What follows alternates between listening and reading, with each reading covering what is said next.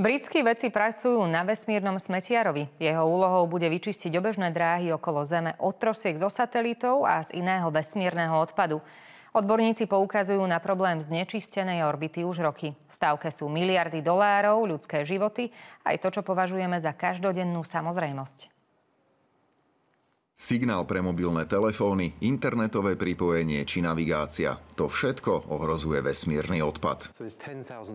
Vo vesmíre je takmer 40 000 objektov a 10 000 tón trosiek. Všetky lietajú na rôznych obežných dráhach okolo Zeme. Takéto množstvo preťažuje orbitu, dochádza na nej ku kolíziám a zrážkam. Veľa satelitov sa im musí vyhýbať, čo spôsobuje problémy so službami, ktoré využívame na Zemi. Narastajúci problém sa snaží vyriešiť britský startup Astroscale. Jeho robotické rameno má zachytiť nefunkčné satelity či trosky a postrčiť ich správnym smerom.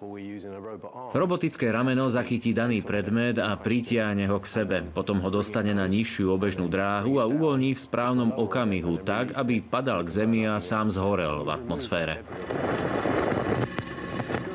Aby sme mohli chytiť náš cieľ, musíme predviesť komplexný vesmírny balet, teda súbor zložitých a presných pohybov, navyše v obrovskej rýchlosti. Nie je to vôbec jednoduché.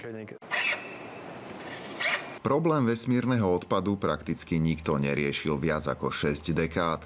Odborníci sa obávajú, že môže dôjsť k tzv. Kesslerovmu efektu. To by bol najhorší scenár. Išlo by o reťazovú reakciu, kedy by jedna zrážka vyvolala ďalšie a ďalšie. Prišli by sme o množstvo obežných dráh. Vo vesmíre máme tiež stále viac astronautov. Počíta sa aj s novými vesmírnymi stanicami a komerčnými letmi. Ak čo najskôr vesmír neupraceme, môže nás to stáť miliardy dolárov aj ľudské životy.